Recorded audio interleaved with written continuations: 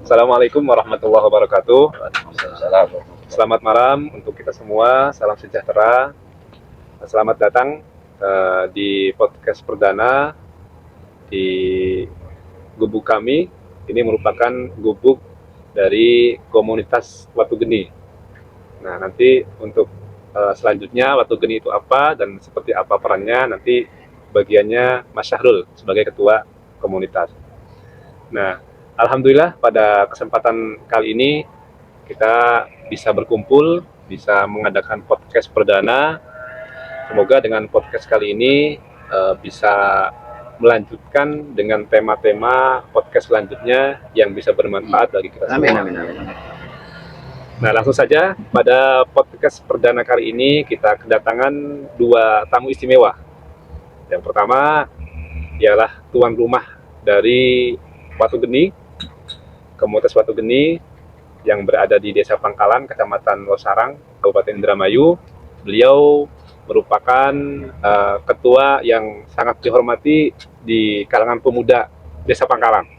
Nah, beliau ini merupakan ketua dari komunitas Watu Geni. Kemudian di sampingnya ada narasumber yang tidak kalah penting. Beliau adalah Mas Breho. Dipanggilnya Mas Breho, atau nama aslinya ialah Mas Aditya Nicholas.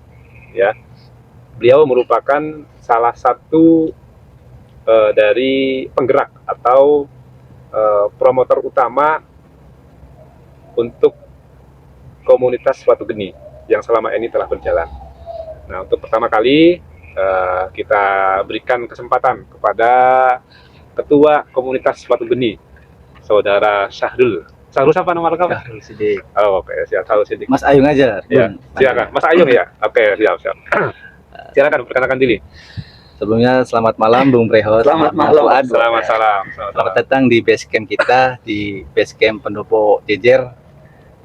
Saya selaku ketua dari komunitas Watu Geni. Apa itu Watu Geni? Watu Geni adalah wadah bersatu generasi berani, yang mana isinya anak-anak muda yang ingin lebih aktif lagi di kegiatan desa, yang ingin lebih eksis gitu.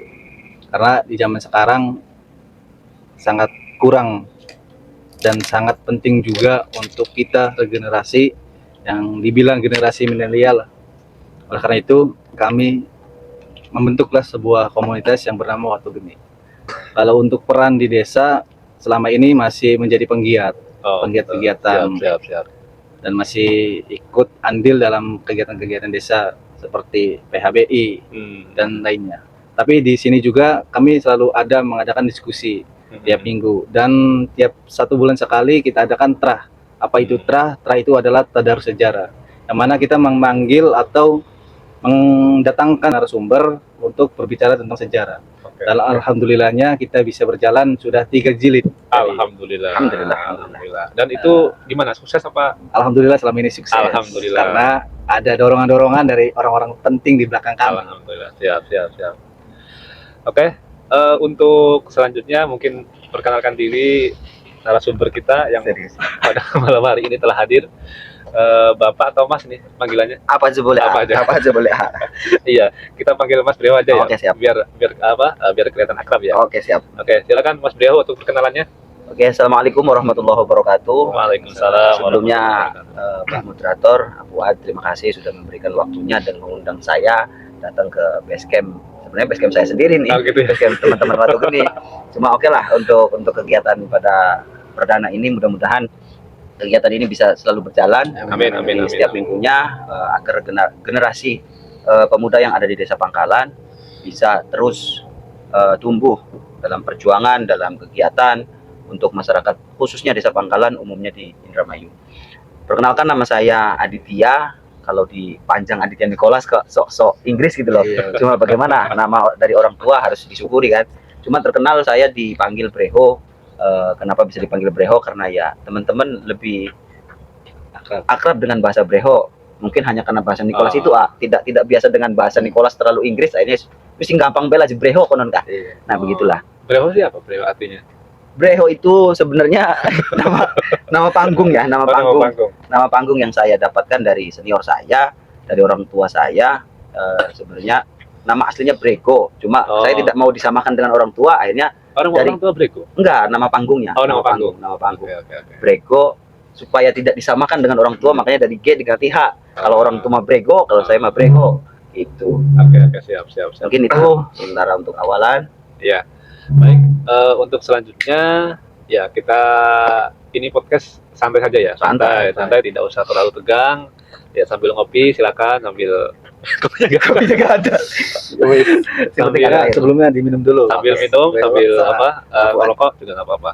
Karena ini podcast perdana dan tidak ada persiapan yang terlalu matang, jadi ya ala kadarnya. Siap. Tapi insya Allah tidak menutup kemungkinan ini bisa bermanfaat kepada semua orang yang Amin. Baik, selanjutnya akhir-akhir ini kan Indonesia dilanda kejadian yang panas sekali. Ya, sebagaimana yang kita tahu bahwasanya di Jakarta itu telah ada demonstrasi besar-besaran, kemudian disusul dengan daerah-daerah lain yang ada di Indonesia, terutama daerah-daerah yang notabene-nya adalah daerah kota besar, ya seperti Makassar, Jakarta, Bandung, Surabaya dan lain-lain. Nah, untuk kedepannya arahnya pembahasan kita di situ. Ya. Nah, menurut Mas Breho sendiri kira-kira kenapa kok bisa terjadi seperti itu? Sebenarnya akar permasalahannya apa sebenarnya? Oke. Menurut saya ya, yang saya baca dari beberapa media, akar masalahnya adalah berawal dari anggota DPR yang joget-joget di kantor DPR ketika kemarin pidato kenegaraan Presiden Prabowo di tanggal 16 Agustus sebelum hari kemerdekaan bangsa kita, yaitu mengabulkan permintaan para wakil-wakil kita, wakil-wakil rakyat, meminta agar adanya penambahan tunjangan untuk rumah dinas. Oh, rumah dinas. Iya. Nah, itu yang akhirnya bisa memantik masyarakat atau rakyat yang notabene rakyat di bangsa kita itu kan selaku raja, daulat rakyat, tapi kok rakyatnya masih belum makmur, wakil-wakil kita sudah seperti seenaknya. Kayak seolah-olah tidak tidak punya perasaan. Betul gitu ya. Betul. Jadi yang lain yang dibawa pada sengsara, susah cari kerjaan, susah mencari nafkah dan lain-lain. Sementara yang di atas foya-foya, enak-enakan tunjangannya dan lain sebagainya. Berarti istilah yang kaya makin kaya, yang miskin makin miskin ini terjadi di bangsa kita ini. Iya. Nah, kira-kira yang paling menyulut emosi masyarakat itu apa? Kan awalnya kan dari situ. Dari pidato presiden, kemudian disusul dengan dengan anggota dewan yang joget-joget dan lain sebagainya. Nah, kemudian kan setelah itu kan demo itu kan semakin besar. Nah, itu kira-kira pemantiknya apa? Kok bisa semakin meluas kemana-mana? Ya, yang saya tahu dari mulai awal itu kan ada pidato presiden, terus masyarakat itu kan di banyak tuntutan-tuntutan masyarakat yang belum dikabulkan oleh pemerintah terkait ya, baik anggota dewan, presiden, sampai akhirnya wakil-wakil kita yang menuntut kok dikabulkan oleh pemerintah. Salah satunya itu menurut saya. Terus kedua, demo pertama itu kan di tanggal 25 Agustus kalau nggak salah ya, yang saya baca dan yang saya dengar. Nah, di situ ada salah satu demonstran yang namanya demo kan pasti chaos, pasti ribut lah. Nah, di situ ada salah satu demonstran yang mungkin apes, terus sampai tertabrak oleh mobil tank atau mobil brimob, sampai akhirnya beliau meninggal. Itu akhirnya menimbulkan letupan dari teman-teman ojek online. Iya, betul. Yang kita tahu pada sampai hari ini bahwa teman-teman kesetiaan dan solidaritas teman-teman ojek online adalah yang paling baik gitu loh. Makanya dengan satu tumbang itu kan akhirnya letupan-letupan itu aksi solidaritas itu semakin banyak gitu loh. Iya. Lalu bukan hanya ojek online ya. Jadi dari ojek online yang mati tersebut jadinya merambat kemana-mana. Jadi katakan sebagai perumpamaan kalau ojek online ini orang biasa, orang awam yang tertindas. Akhirnya semua rakyat merasa merasa panas, merasa tidak nyaman, dan akhirnya meledaklah emosi para warga, dan akhirnya kejadian yang paling itu. Ya. Mas Ahlul, ada yang tanyakan? Ya, Silakan. menurut pandangan saya selaku anak muda ya, Iya, anak muda. sebenarnya demo itu kan baik gitu, karena di negeri kita kan negeri demokrasi. Demokrasi ya. Tapi kalau seandainya demonya seperti ini kan kayak ya sangat disayangkan gitu. Iya. Kayak kita yang anak muda, yang generasi bakal menjadi penerus, ya sangat disayangkan jika kejadian-kejadian ini terjadi gitu. Apalagi sekarang demo sudah bukan untuk mahasiswa gitu. Iya. Ada anak STM ikut turun gitu. Sedangkan anak STM itu yang notabene masih pelajar gitu, Iya. yang belum mengerti apa-apa bahasa kasarnya gitu. Iya. Sudah ikut demo gitu. Malah jadi ajang untuk melampiaskan gitu. Melampiaskan kemarahan Iya. dengan cara ya anarkis gitu. Iya. Sedangkan anak STM itu kan lebih ke kayak masih labil lah dalam pemikiran gitu, masih goyah gitu, masih mudah diprovokasi gitu. Jadi ya sehingga kayak ya terjadi seperti tawuran gitu. Nah, dari berita-berita yang ada sekarang itu kan kerusuhan atau mungkin demo-demo itu kan sudah menyebar luas dan sudah menyebar ke arah yang anarkis, bahkan kriminal, seperti penjarahan, kemudian ada pengeroyokan, pembunuhan mungkin yang tidak disiarkan oleh televisi atau media. Nah, menurut Mas Breho gimana nih dengan demo yang yang semakin kesini kayaknya semakin tidak kondusif ya? Iya, tidak kondusif dan tidak terkontrol gitu. Betul. Jadi yang tadi saya sampaikan berawal dari mulai gedung DPR sampai akhirnya sekarang ke Makobrimob, letupan awalnya itu kan dari mulai anggota DPR, terus akhirnya ada salah satu sahabat kita semua ya, teman-teman ojol, terus tanpa kita sadari akhirnya kita selaku andaikan saya sebagai pendemo ya, sebagai demonstran, kita selaku rakyat dibenturkan oleh rakyat lagi, dibentur-benturkan. Orang-orang yang kita tuntut mah mereka asik-asik aja di ruangannya atau di istananya lah, seperti itu. Akhirnya kita tanpa kita sadari akhirnya kita berbenturan dengan aparat kan, yang notabene aparat juga rakyat gitu loh, tanpa kita sadari. Mereka juga bukan pemangku kebijakan. Bukan pemangku kebijakan. Iya, betul. Karena tugas aja ya. Karena tugas aja. Jadi kira-kira nah untuk mengantisipasi atau mungkin harapan kepada pemuda-pemuda atau mungkin masyarakat luas terutama yang di Pangkalan ini seperti apa kira-kira masukannya agar suasana istilahnya mereda dan kondusif. Katanya besok mau ada itu sekedar informasi aja di itu gimana tuh? Indramayu juga sudah mulai ikut letupan itu kan ya. Teman-teman gimana? Ya, buat teman-teman ya, kalau nggak salah besok itu kan mulai ada aksi oleh teman-teman keluarga besar NU di Kabupaten Indramayu. Mangga barangkali teman-teman mau ikut aksi solidaritas dan doa bersama untuk almarhum Bung Afan Kurniawan, teman ojol kita yang sudah mendahului kita. Kita besok akan titik kumpulnya di gedung PCNU Kabupaten Indramayu, dan kita akan adakan doa bersama atau istighosa di depan Mapolres Indramayu. Baik. Untuk harapannya mungkin masukan agar bisa mereda situasinya biar tidak tambah panas. Ya, ini secara pribadi dari saya, harapan saya kepada teman-teman yang khususnya besok ikut aksi di depan kantor kepolisian Indramayu, bahwasanya kita jangan tersulut emosi, jangan sampai terprovokasi. Aksi solidaritas kita besok itu aksi damai, pure untuk mendoakan almarhum Afan Kurniawan. Terus kedua, tuntutan-tuntutan kita juga akan kita sampaikan kepada aparat terkait nanti di depan kantor kepolisian. Mudah-mudahan pihak kepolisian juga akan menerima kita dengan lapang dada, jangan sampai nanti besok ada anarkis. Karena walaupun tujuan kita itu damai, belum tentu nanti di lapangan itu kan ada oknum-oknum yang lain yang menumpangi aksi-aksi kita. Seperti itu yang penting, jangan sampai ada yang ditumpangi. Betul. Jangan sampai ditumpangi, jangan sampai ada yang terprovokasi sehingga nanti bisa di luar rencana kita semua. Iya. Ada yang tanyakan, Mas Sahrul? Mungkin ke Bung Breho ya, saya menanyakan tentang tema ini. Iya. Menurut Bung Breho, apakah setelah demo-demo gede-gedean ini yang dilakukan di berbagai daerah gitu, berbagai kota besar gitu, termasuk Indramayu juga. Apakah setelah kegiatan ini akan ada titik temu gitu, terutama untuk meredam emosi masyarakat gitu? Apakah akan bisa didengar oleh presiden dan menurunkan tunjangan-tunjangan gitu dan aspirasi-aspirasi mahasiswa, rakyat yang lainnya, terutama buat ojol gitu yang sudah meninggal gitu? Apakah akan mendapatkan keadilan gitu setelah acara atau demo-demo ini? Demo yang kemarin ya.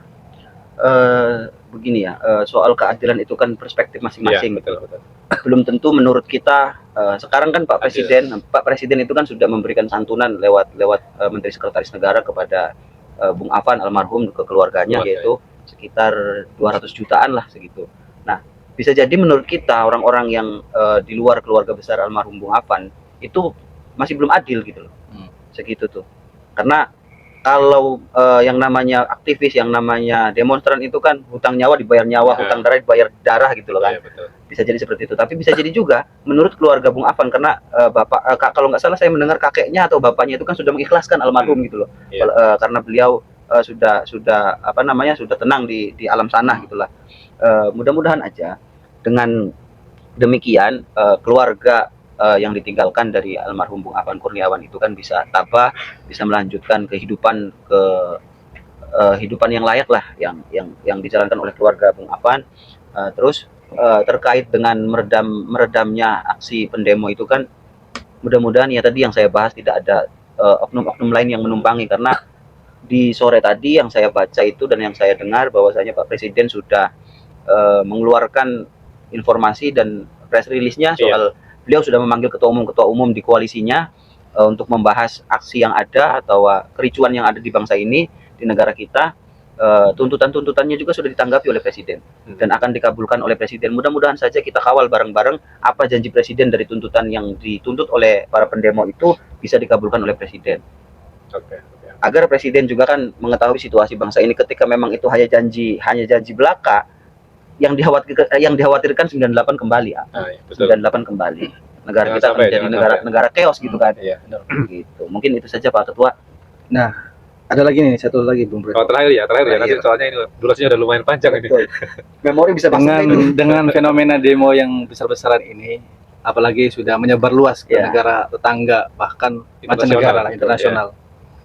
Apakah akan mempengaruhi ekonomi Indonesia dan investor Indonesia dari luar itu bakalan tetap berminat ke negara kita ini, Indonesia gitu? Gimana itu Bung Bre? Ya mudah-mudahan yang saya harapkan jangan sampai terjadi ya, jangan sampai terjadi ekonomi melemah seperti di zaman era Orde Baru menuju era reformasi di 98 itu. Yang saya yakini dan yang saya tahu, ekonomi secara nasional memang belum melemah, tapi untuk di kota-kota besar yang terjadi aksi demo besar-besaran seperti di Makassar, mungkin sedikit melemah lah, melemah hanya di kota-kota besar saja. Mudah-mudahan IHSG juga sudah melemah, semua. Itu jangan sampai nanti investor tidak mau turun. Nah, memang setahu saya juga kemarin lihat di berita-berita nasional juga sama. Jadi di samping indeks saham gabungan kita juga merah semua, kayak kebakaran seperti itu.